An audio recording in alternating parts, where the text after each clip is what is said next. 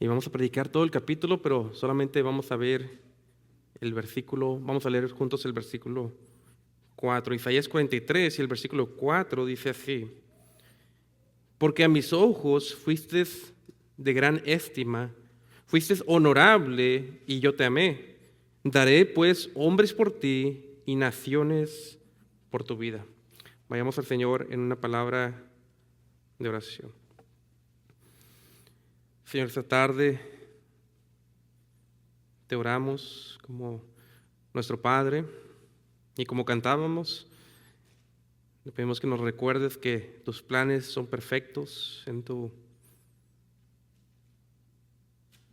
providencia y cómo obras en este mundo, pero en especial cómo obras para con tu iglesia, tus hijos e hijas, por medio de Jesús. Y cómo eres fiel y cómo todo viene de tu mano paternal y amorosa. Te pedimos que tu Hijo sea exaltado y no el hombre. En el nombre de Jesús. Amén. ¿Pueden tomar asiento? Todos recordamos la escena bíblica cuando Dios le pide a Abraham que sacrifique a su hijo amado, Isaac. Y recordamos cómo Abraham, en obediencia, sube a una montaña y tiene levantada su mano con un cuchillo listo para sacrificar a su hijo. Y recordamos cómo de repente en ese momento se escucha la voz del ángel del Señor y le dice que se detenga.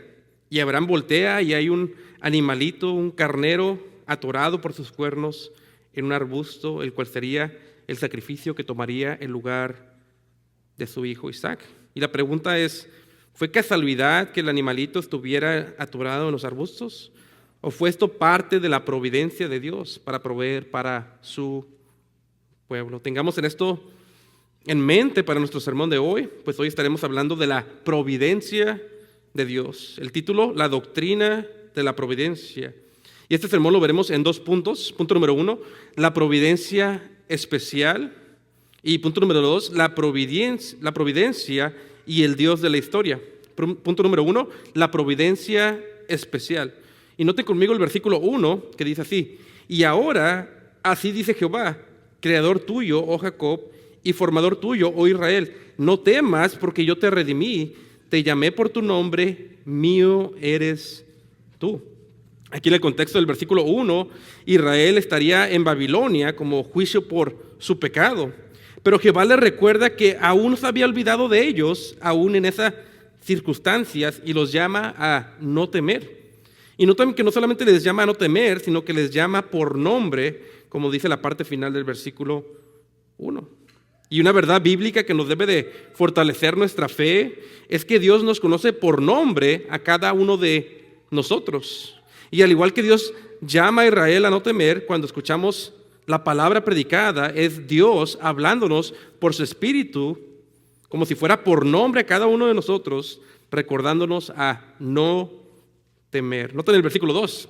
Cuando pases por las aguas, yo estaré contigo, y si por los ríos, no te anegarán. Cuando pases por el fuego, no te quemarás, ni la llama arderá en ti. Aquí en el versículo 2 vemos la doctrina de la providencia especial de Dios. Pues Dios le dice a Israel, en lenguaje figurado, que aun si ellos pasaran por el fuego, no se quemarían, y si por las aguas, no se ahogarían. Y el punto es que Jehová, por causa de su pacto con Israel, obraría a favor de su pueblo, aún en medio de tiempos adversos. Y en el contexto, una vez más, es el cautiverio en Babilonia. Y como aplicación, al igual que Dios cuidó de los amigos de Daniel cuando fueron puestos en el fuego y las llamas no lo tocaron, de la misma manera hay una providencia especial para la iglesia de Cristo, en el cual cuida de ellos en medio del fuego, es decir, en tiempos difíciles.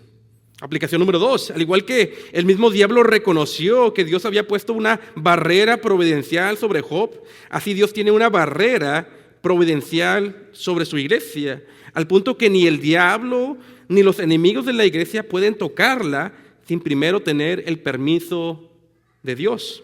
Y claro, el punto no es que nada malo le sucederá a los creyentes, pues esto no fue el caso de Job.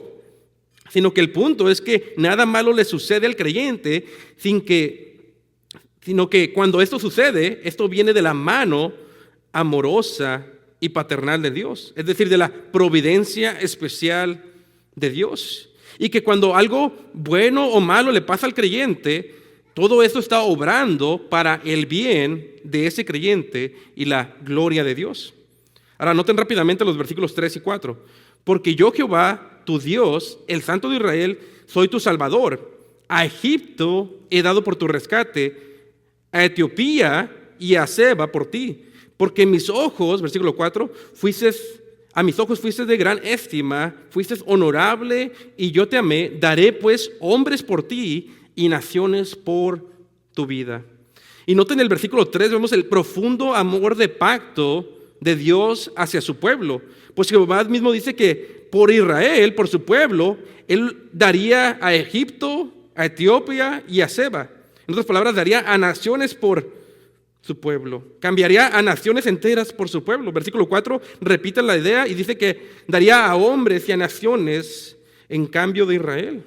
Y una vez más esto nos habla de la providencia especial de Dios hacia su pueblo, este amor paternal de Dios el Padre por su pueblo, en el cual obra toda la historia para el bien del pueblo. Por lo tanto, sería bueno preguntarnos qué es la providencia de Dios y qué es la providencia especial de Dios. Primero trataré de explicar esto de forma sencilla y después lo veremos cómo lo explican el Catecismo de Heidelberg que escuchamos esta mañana. Cuando hablamos del decreto de Dios, hablamos de Dios, del plan de Dios para la historia que Él hizo antes de la fundación del mundo, cuando nada existía, cuando nada había creado. Y cuando hablamos de la providencia de Dios, hablamos de cómo Él está llevando a cabo ese plan en la historia y en su creación. En otras palabras, la providencia de Dios es Dios obrando en la historia y en su creación y llevando a cabo su plan que hizo desde antes de la fundación del mundo. Ahora, escuchen cómo lo dice el Catecismo de Heidelberg, porque lo dice de una manera hermosa y precisa. Escuchen cómo dice qué es la providencia. Y dice, el poder todopoderoso y omnipresente de Dios, por el cual Él sostiene y gobierna el cielo, la tierra y todas las criaturas como si estuvieran en su mano, de modo que las hierbas y el pasto, la lluvia y la sequía, los años fructíferos y los años infructuosos, o los que no son fructíferos, la comida y la bebida, la salud y la enfermedad, la riqueza y la pobreza, y todas las cosas no nos vienen por azar, sino de su mano paternal. El Catecismo nos está diciendo que todo lo que pasa en la creación de Dios y en la historia no es casualidad, sino que viene de la mano paternal y amorosa de Dios el Padre. Y esta providencia es para toda la creación, pues Dios provee, sostiene y gobierna la creación y sus criaturas. Pero escuchen, Dios provee de una manera especial para su iglesia. Esto lo conocemos como la providencia especial de Dios. Y esto lo vemos en el caso de Abraham, cuando Dios le pide que sacrifique a su hijo unigénito, Isaac, y Abraham sube al monte y tiene el cuchillo alzado y listo para obedecer cuando el ángel lo detiene y voltea y hay un carnero que estaba atorado por sus cuernos en los arbustos para tomar el lugar del hijo de Abraham. ¿Fue casualidad esto? No, sino que fue la providencia de Dios, Dios actuando en la historia y de su mano paternal proveyendo para Abraham y su pueblo en la creación y en la historia. Otro ejemplo de la providencia es que una persona incrédula piensa que el universo se sostiene por las leyes del universo, aunque no sabe de dónde provienen esas leyes, como la ley de la gravedad. Pero como creyentes, nosotros creemos que Dios es el que sostiene el universo entero en este mismo momento por el poder de su palabra, y que no solamente lo sostiene, sino que lo gobierna y lo dirige activamente. Es por eso que nosotros decimos que los tiempos buenos, los tiempos malos, la lluvia, la salud, la comida, la bebida, la enfermedad y la riqueza, todo viene de la mano paternal de Dios. Dicho de otra manera, todo lo que sucede grande y chico, bueno o malo en la historia viene de la providencia de Dios, de la mano paternal de Dios, quien gobierna y sostiene su creación. Y escuchen, cuando suceden cosas malas, aún esto viene de la providencia de Dios con un buen fin en mente, sin Él ser el autor del pecado o del mal. Dicho de otra manera, no hay accidentes en este mundo. Todo viene de la providencia de Dios. Y hermanos, esta doctrina ha sido históricamente un consuelo para los creyentes durante tiempos difíciles. Y espero que lo sea para nosotros esta tarde. Así es que voy a elaborar más sobre la providencia en la parte de las aplicaciones al final del sermón. Con eso dicho, regresamos a nuestro pasaje, Isaías 43, y noten conmigo los versículos 3 y 4. Porque yo, Jehová tu Dios, el Santo de Israel, soy tu Salvador. A Egipto he dado por tu rescate, a Etiopía y a Seba por ti. Porque a mis ojos fuiste de gran estima, fuiste honorable y yo te amé. Daré pues hombres por ti y naciones por tu vida. ¿No es esto de ánimo, hermanos, saber que todo lo que sucede en la historia y en nuestras vidas viene de la mano paternal de Dios? Que todo esto viene de su providencia. Ahora note conmigo del versículo 5 al 7. No temas, porque yo estoy contigo. Del oriente traeré tu descendencia y del occidente te recogeré. Diré al norte, da acá, y al sur, no detengas, trae de lejos a mis hijos y a mis hijas de los confines de la tierra. Todo el que es llamado de mi nombre, para gloria mía lo creé, lo formé y también lo hice. En los versículos 5 y 6 vemos que Dios dice que recogerá a Israel del oriente, del occidente y de los confines de la tierra. Y recuerden, ellos estaban esparcidos por el cautiverio en Babilonia, y Dios está diciendo que va a obrar en la historia y en su creación, en su providencia, y los va a regresar a la tierra prometida. Y en el versículo 7 nos afirma que Él creó a este pueblo de Israel para adorarle, y ciertamente lo haría cuando los librara. Ellos lo harían cuando los librara de Babilonia, que los tenía bajo esclavitud. Y como aplicación, se dice que el puritano John Flavel animaba a los cristianos a meditar en sus propias vidas y cómo la providencia de Dios ha obrado en ellos. Flavel llama a los cristianos a meditar incluso en los hombres malos que Dios había traído a sus vidas en su providencia. Pues Flavel decía que aún estas adversidades venían de la mano amorosa del Padre. Este puritano llamaba a los cristianos a meditar en cómo providencialmente conocieron a sus esposas o esposos. Este puritano decía que nada venía por casualidad en la vida, sino que todo venía de la mano paternal de Dios. Por lo tanto, pregúntate, ¿puedes ver hacia atrás en tu vida y ver la mano providencial de Dios? ¿Puedes ver la providencia en la familia que Dios te dio? ¿Puedes ver cómo llegó el evangelio a tu vida por alguna persona en particular? ¿Puedes ver cómo conociste a tu esposa o esposo cuando parecía casualidad? ¿Puedes ver cómo las situaciones difíciles o personas difíciles en tu vida, Dios la trajo a tu vida de su mano paternal para que producieras más fruto? ¿Has visto oraciones contestadas y cómo Dios ha obrado en tu vida? ¿Has meditado cómo Él te ha guardado de las tentaciones? ¿Has visto la providencia de Dios ayudarte a vencer ciertos pecados en tu vida? Hermanos, la providencia abarca todo el obrar de Dios en su creación y en la historia, y esta es especial hacia su iglesia.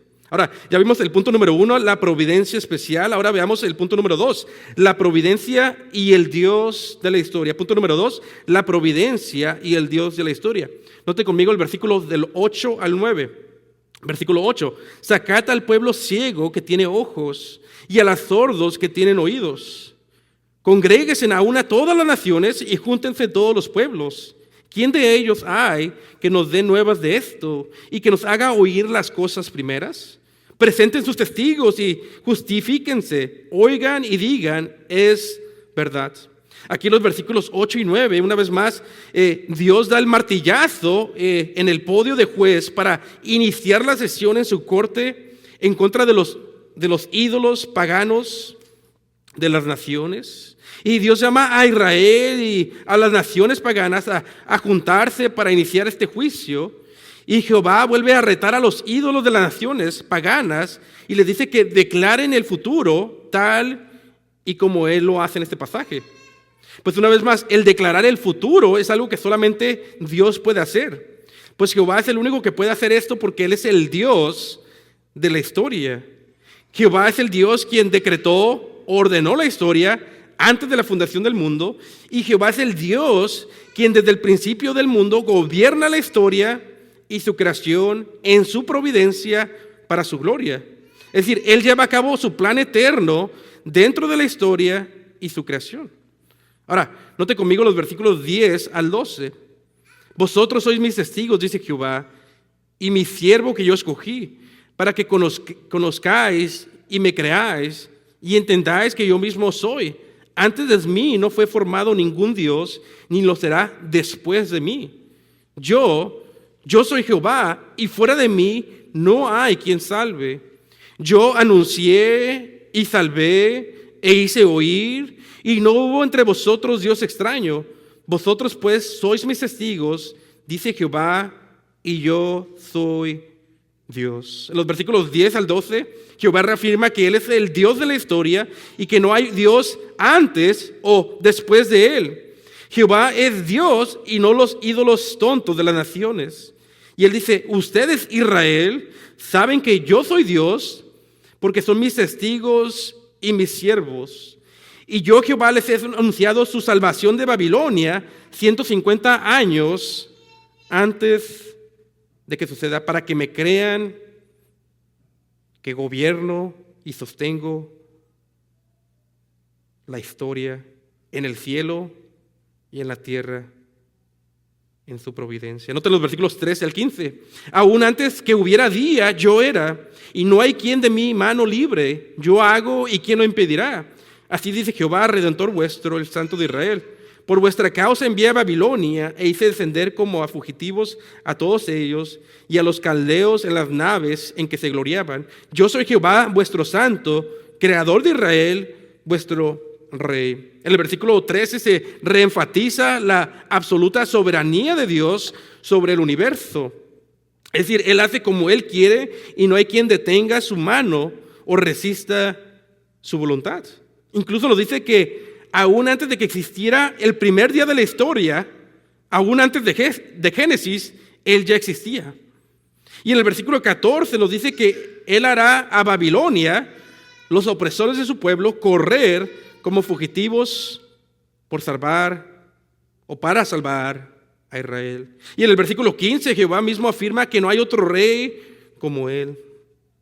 Meditando en cómo Dios salva providencialmente a su pueblo en la historia, leía esta historia del puritano John Flavel, y él cuenta cómo un cirujano pensaba en suicidarse, pero después Flavel cuenta que este cirujano fracasó en este intento de quitarse la vida, y que todo el tiempo que duró recuperándose de ese cirujano fue el tiempo que Flavel lo visitó y le compartió el evangelio, y así fue como ese cirujano llegó a la salvación.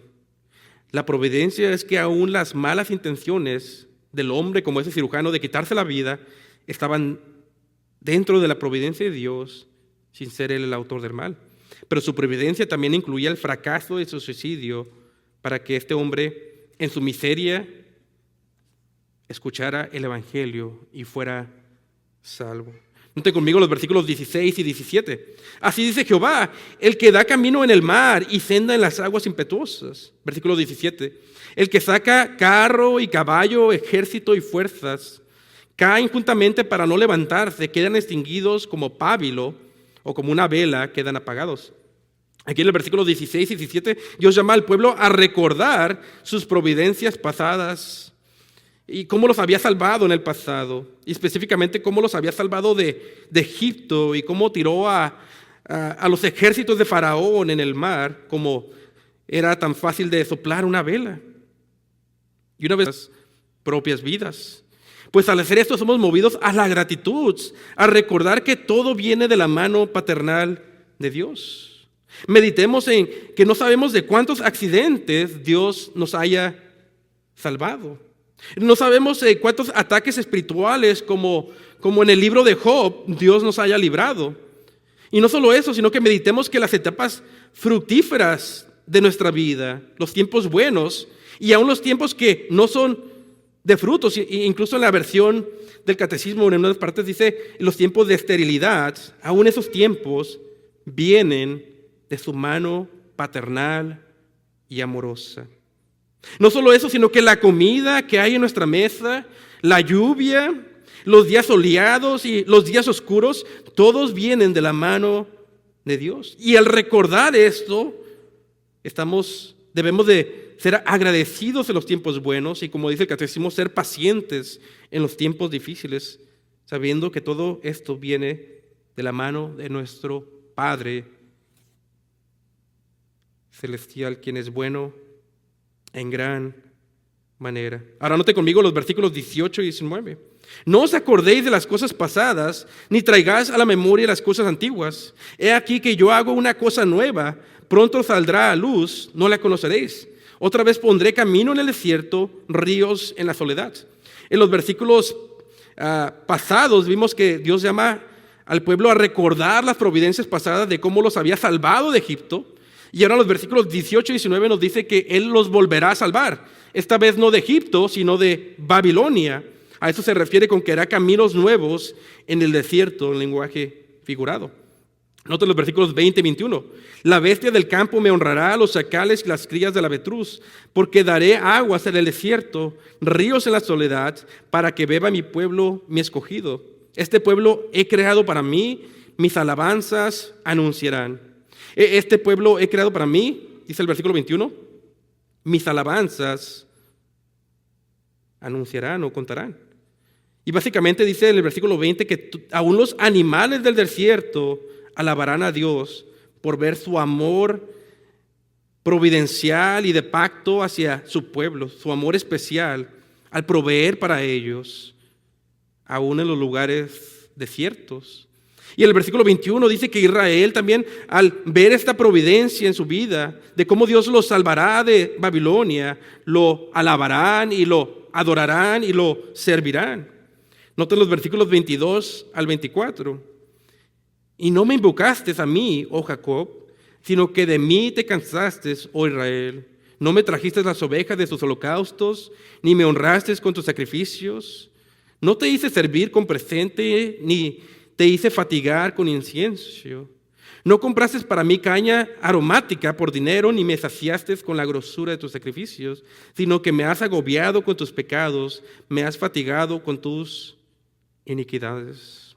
Aquí, en medio del anuncio de salvación, hay un reclamo de Dios a Israel por su pecado que los llevó a Babilonia. Y en el versículo 22 al 23, Dios dice que el problema fue que Israel se cansó de Dios, se cansó de adorar a Dios y olvidó todas sus bendiciones que le había dado Jehová. Y en vez de adorar a Dios, Israel hartó a Dios con sus muchos pecados. Noten el versículo 25. Yo soy el que borro tus rebeliones por causa de mí y no me acordaré más de tus pecados. A pesar de esto, Dios les recuerda que Él perdonaría sus pecados si se arrepentían y regresaban a Él. Y promete no traerlos más a memoria. Versículo 26 al 28. Hazme recordar, entremos en juicio juntos. Habla tú para justificarte. Tu primer padre pecó y tus enseñadores se rebelaron contra mí. Por tanto, yo profané a los príncipes del santuario y puse por anatema a Jacob, por oprobio a Israel. En el versículo 26, Dios llama a Israel a ponerse a cuentas con él para ver si lo que dice es verdad. O si más bien si lo que dice Dios no es verdad.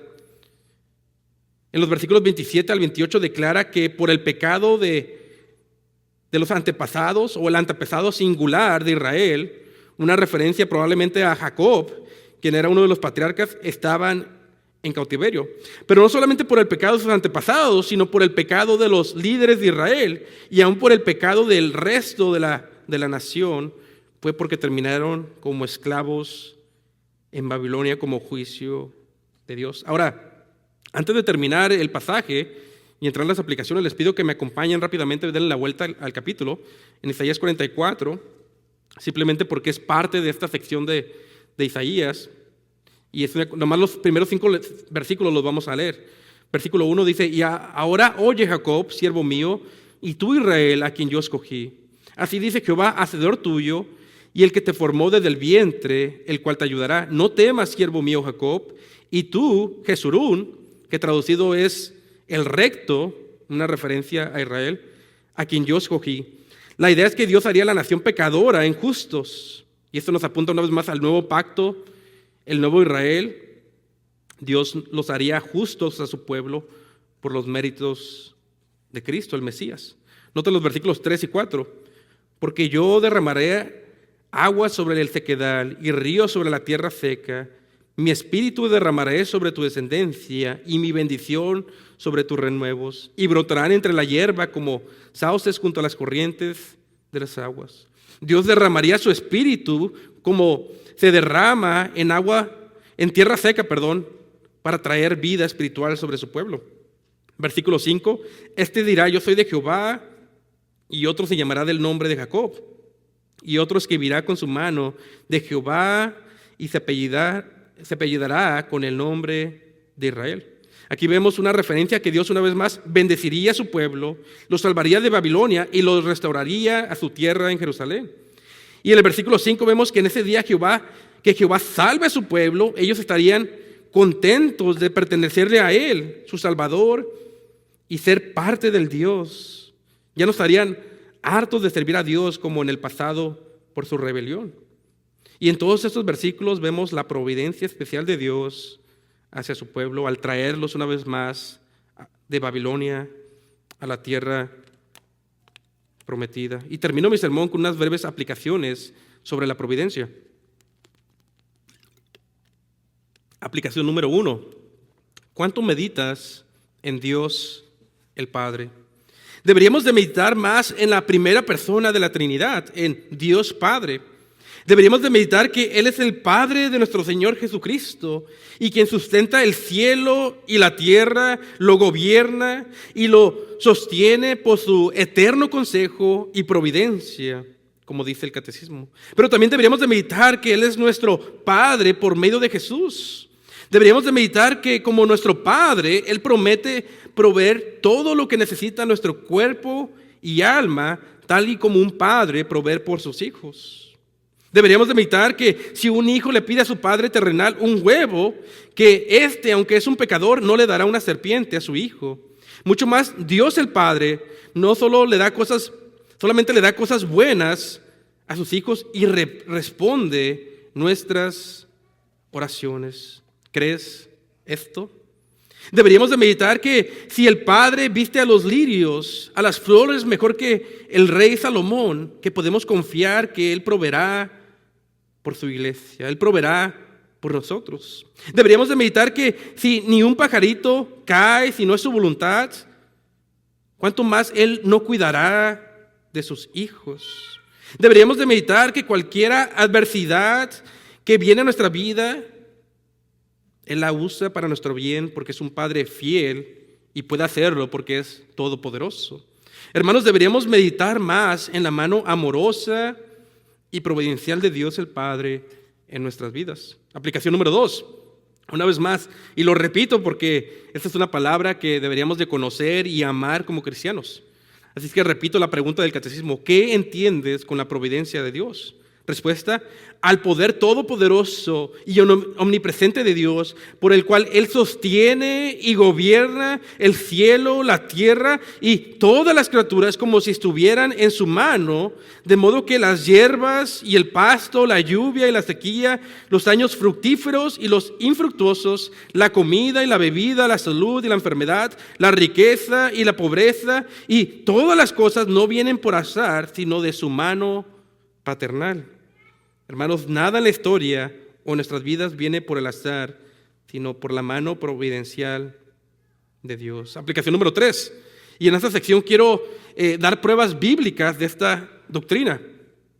Vemos la providencia de Dios en que aún Satanás tiene que pedirle permiso a Dios para afligir a Job.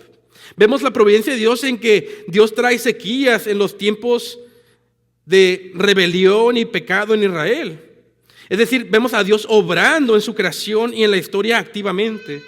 Vemos la providencia de Dios en que la enfermedad, la pobreza y la riqueza vienen de Dios, pues Él gobierna su creación y dirige la historia. 1 Samuel 2:6 dice: Jehová mata y Él da vida. Él hace descender al Seol o al lugar de los muertos y hace subir. Jehová empobrece y Él enriquece. Abate y enaltece. Él levanta del polvo al pobre y del mudalar exalta al menesteroso para hacerle sentarse con príncipes y heredar un sitio de honor.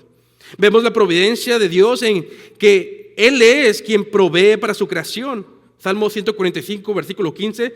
Los ojos de todos esperan en ti, y tú les das su comida a su tiempo. Abres tu mano y colmas de bendición a todo ser viviente. Esto incluye a todo ser viviente, humanos y las criaturas, los animales.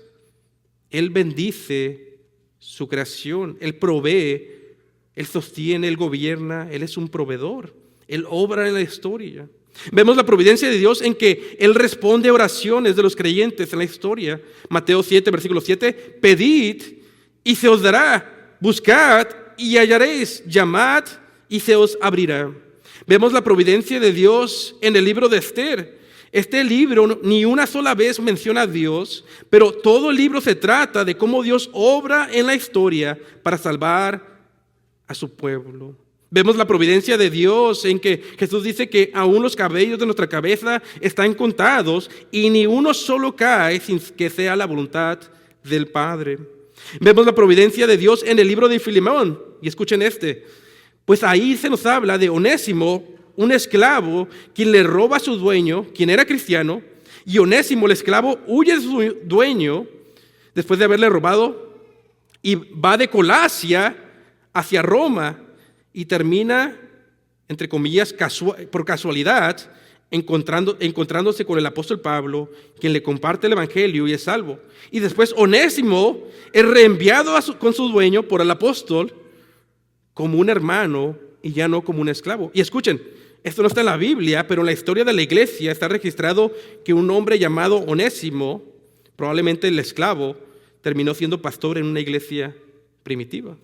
Veremos la providencia de Dios en que un etíope está leyendo al profeta Isaías y no sabe lo que leía, y de repente hay un evangelista por ahí y que le pregunta: ¿entiendes lo que lees? Y este etíope termina creyendo en Jesús y siendo bautizados. Vemos la providencia de Dios en que aún las naciones que escuchan el evangelio, pero escuchen, aún las que no escuchan, viene de la voluntad de Dios y del obrar de Dios en la historia. Pues en el libro de Hechos, Pablo quiere ir a predicar a Asia el evangelio, y es el Espíritu Santo quien no se lo permite, sino que lo manda a otra nación, en Hechos 16, versículos 6 al 9. Vemos la providencia de Dios en la promesa de Dios a los creyentes, Romanos 8, 28. Y sabemos que a los que aman a Dios, todas las cosas les ayudan a bien, esto es, a los que conforme su propósito son llamados. Aplicación número 4, pregunta: ¿pero qué hacemos con esos pasajes difíciles que hablan sobre cómo el mal es parte de la providencia de Dios? Bueno, primero de todo, no podemos negar que estos pasajes existen en la Biblia. Escuchen cómo dice Lamentaciones 3:37. Dice: ¿quién será aquel que diga que sucedió algo que el Señor no mandó?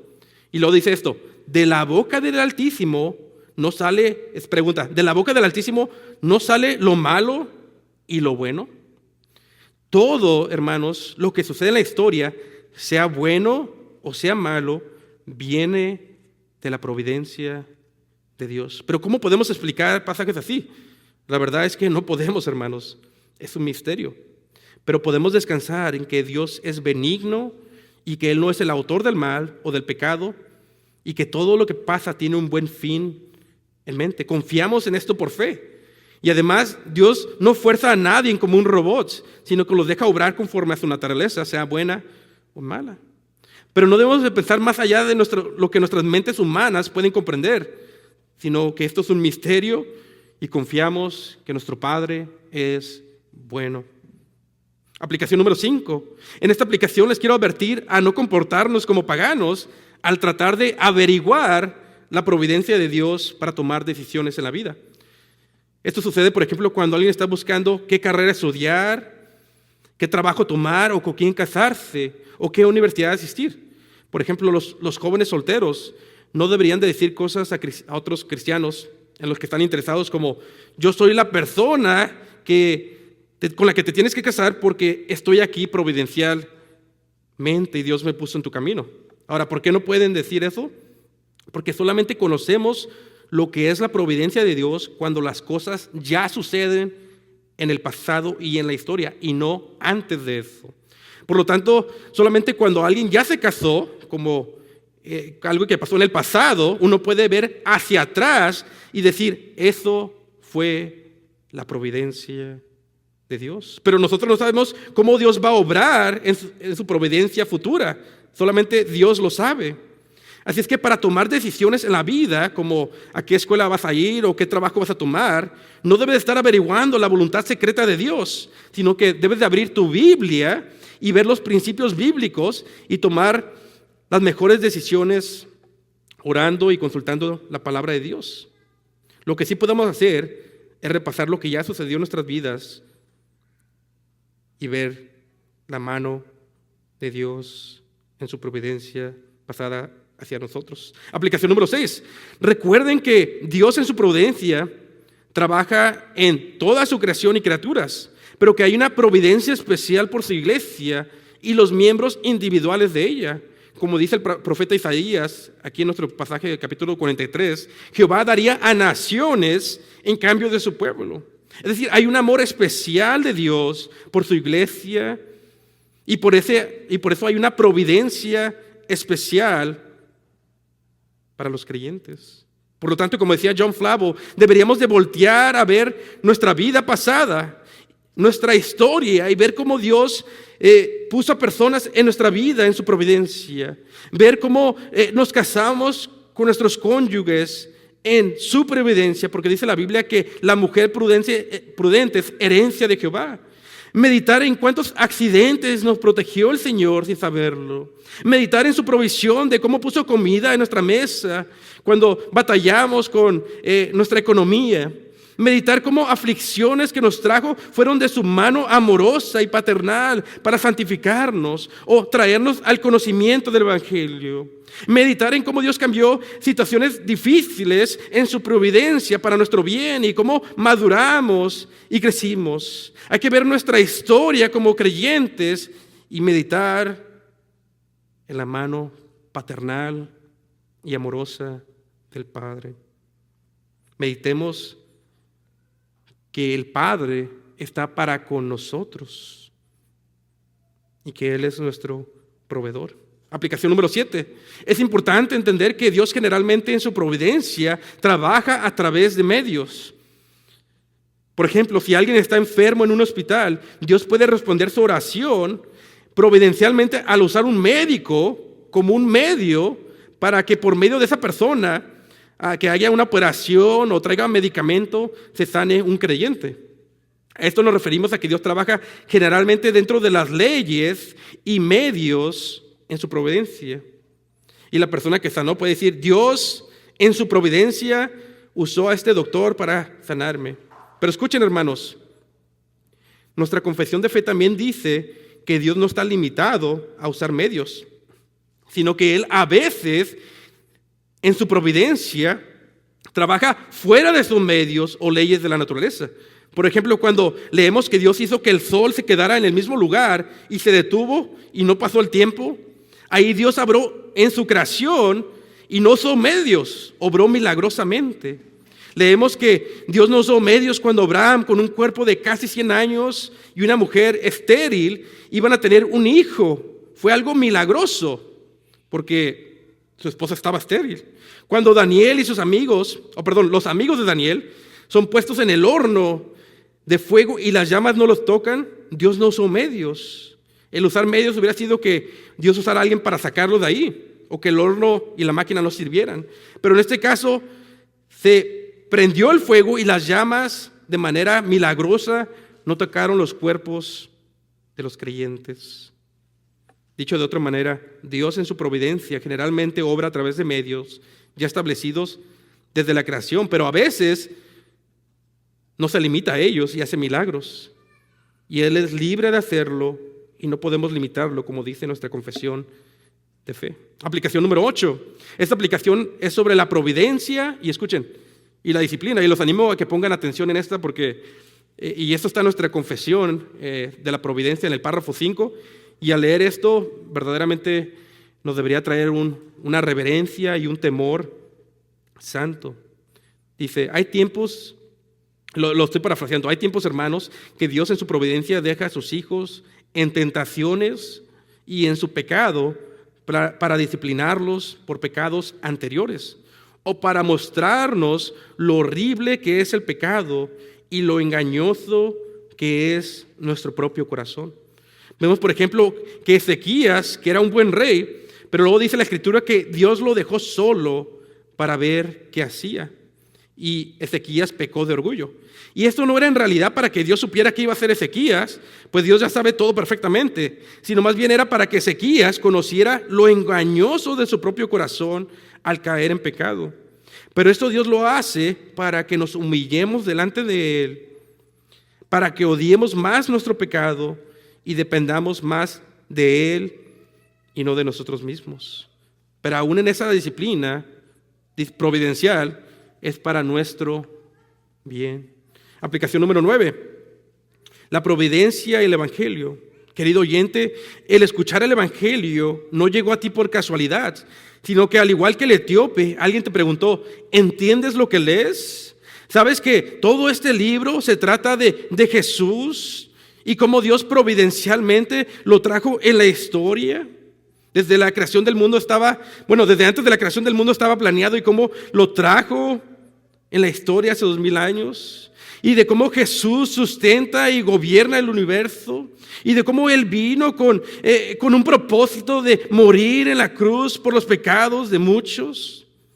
Y si aún no has creído en Jesús para salvación de la ira venidera, como predicador te llamo y te exhorto a que te arrepientes de tus pecados. Que reconozcas que tus pecados son como trapos de inmundicia, como trapos de una mujer que está en menstruación y es tirado al piso. Todas tus buenas obras son como un trapo de menstruación de una mujer sucio delante de Dios. Reconoce que mereces la ira de Dios en tu vida por tu maldad y después solo confía en Jesús, su sacrificio en la cruz por tus pecados y su resurrección, solo por fe, solo por gracia, y serás salvo de la ira venidera. Última aplicación. Termino con una pregunta del catecismo. ¿Cómo nos ayuda saber de la creación y la providencia de Dios? Respuesta: nos ayuda a ser pacientes cuando las cosas van mal y agradecidos cuando todo va bien. Y podemos mirar al futuro con gran confianza en nuestro Dios y Padre fiel, porque sabemos que nada en la creación nos separará de su amor, porque todas las criaturas están completamente en la mano de Dios, de modo que sin su voluntad no pueden moverse ni ser movidas. La providencia de Dios nos ayuda a ver con esperanza el futuro, con confianza, nos ayuda a ser agradecidos y ser pacientes en las pruebas. Iglesia, oremos.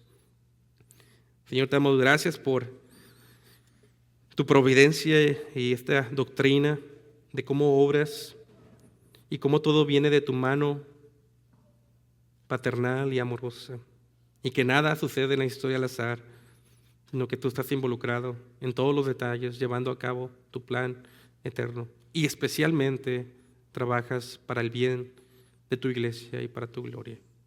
Que toda la gloria y la honra sea para ti. En el nombre de Jesús. Amén.